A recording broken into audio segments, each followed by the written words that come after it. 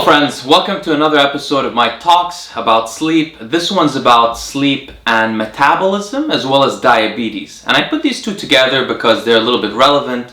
If you guys have been watching so far, you've heard about my talks on what's the importance of sleep, what sleep is, how it affects cardiovascular disease, how it affects the immune system, how it affects cancer, and how it affects hormones as well. And now we want to talk about diabetes and metabolism, because this is something so important to most of the people watching this channel. You know, diabetes is an insidious disease. It begins very slowly. It begins about 20 years before it gets really active in the body, and it causes multifactorial effects on other disease states in the body like cancer and cardiovascular disease. So it's something we really want to avoid. To begin, undersleeping causes inferior nutrient partitioning through, number one, it worsens glucose disposal. Number two, it promotes hyperinsulinemia. And number three, it encourages people to change their eating patterns to worse ones. So as you can see, it's affecting like the systems that are involved in diabetes directly, but it's also changing behavior. So this is why we're going to separate this into two parts. Let's first talk about diabetes. So those who sleep 5 hours or less a night have a much higher rate of getting type 2 diabetes. This seems to be related to beta cell function in the pancreas. It seems that undersleeping desensitizes the beta cells of the pancreas, so it sort of mimics the initial stages of insulin resistance, just undersleeping itself. People who sleep 4 hours a night have impaired blood glucose, or not impaired, but higher blood glucose levels. They have reductions in acute insulin responses in relation to consumption of glucose. And basically this turned healthy people made to sleep 4 hours a night by sleep scientists, were basically pre-diabetic afterwards, according to oral glucose tolerance tests, which are the best kind of way to judge diabetes, by the way. It's not by the A1C level, because the oral glucose tolerance test tells you your insulin and your glucose response to a standardized amount of glucose. So it's far superior to the A1C, which is first of all inaccurate, but second of all, a longer time period measure of blood glucose and not of insulin, which is missing a huge part of it. So basically, underslept people are forcing themselves to become pre-diabetic. Now, another thing that happens is that in 4 nights of sleep restriction, only 4 nights, not chronic year-long sleep restriction, just 4 nights, will reduce cellular insulin signaling in the adipocytes by 30%. Adipocytes are fat cells. So what happens is 30% reduced insulin signaling in the adipocytes is equivalent to the difference between an obese person and a non-obese person, and a diabetic person and a non-diabetic person. So just 4 nights of sleeping less than you should can turn your body into acting like that of an obese or pre-diabetic person. There's quite pervasive the effect. Another thing to consider is melatonin. You know, melatonin begins to rise about 2 to 4 hours before we sleep. Now, by the way, guys, there are 3 hormones really involved in sleep.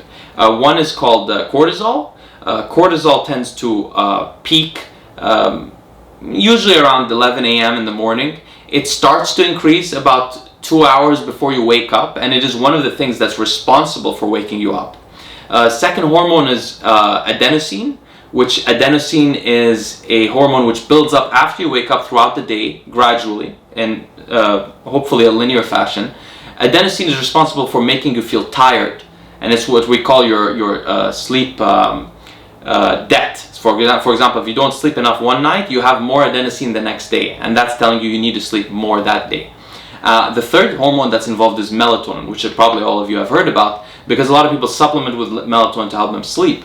Well, melatonin naturally rises about 2 to 4 hours before you sleep, and melatonin is directly responsible for reducing the effectiveness of insulin signaling in the body, specifically pancreatic function in response to insulin signaling.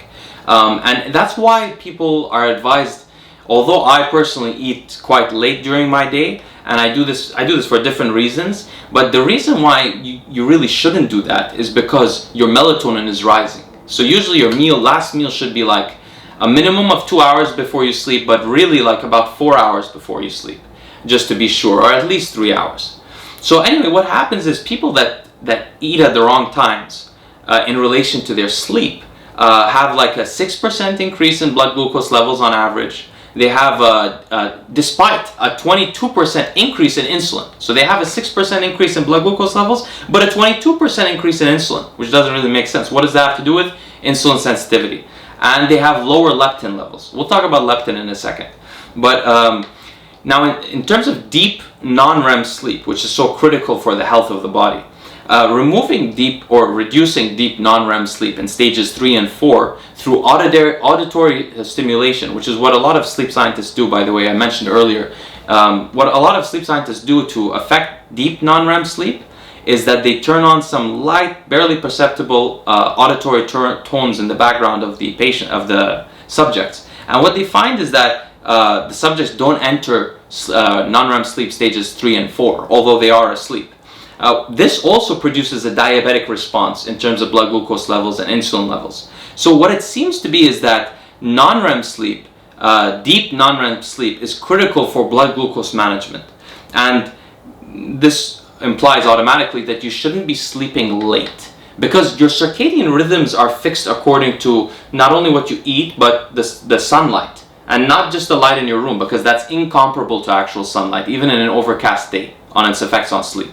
So what matters is you have circadian rhythms. The later you sleep, the less non-REM sleep you're going to get, because your non-REM sleep isn't dictated by when you sleep, but it's dictated actually by the light in the day.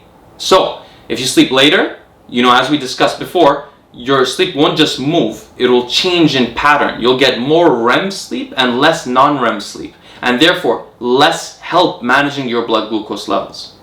So I hope that's clear. Now let's talk about the metabolism. First things first, I always used to think when I was younger that if you sleep less, you must be burning more calories. Because you sleep, clearly you're not moving much, you must be burning a very little amount of calories. That's what I thought. Turns out, in 8 hours of sleep, you only burn about 140 calories less than during your day, during your waking time. So like, you're not burning much less during your sleep. It's quite metabolically active. The thing is though, when you're underslept, your leptin and ghrelin, which are two hormones that govern hunger, are totally thrown out of whack. Now remember, leptin is a hormone produced by adipocytes. It's produced in the fat cells, and it tells your hypothalamus that you are full, that you don't require food. Ghrelin is a hormone produced in the gut that also tells your hypothalamus the opposite thing, that you're hungry. Now, usually when you eat, your leptin is released and your ghrelin is decreased. What happens when you sleep is the opposite. Your leptin levels are decreased, meaning your satiety is decreased, and your ghrelin levels increase. So underslept people tend to snack more. This is very empirically shown in the data and the studies. They usually snack by about 200 to 300 calories more. They also tend to prefer carbohydrates over other foods. And they also tend to prefer higher calories. And this is really interesting because I never noticed this myself in my own life until I read these studies a couple of years ago. And I was surprised to realize after that, whenever I would undersleep, like sleep 5 hours or so because of work, I would notice, especially once I begun my intermittent fasting, or my time-restricted feeding is what it really is. Now, once I began my time-restricted feeding, I really noticed this because normally I don't get hungry till about an hour or so before my 3-hour eating window. But on days in which I undersleep, I find myself hungry like 6 hours earlier. And sometimes if I've really underslept or slept badly, I'll find myself hungry in the morning, which is completely bizarre because I haven't eaten in the morning for like a year and a half. So very odd behavior. So you'll see that sleeping has a tremendous effect on your actual choices of food. And it's an insidious thing. Unless you know about this, you might not notice it. So guys, remember, sleep is one of your main tools to rely on to manage your blood glucose levels and your insulin level and reduce your insulin resistance over time. Additionally, sleep will determine how you eat.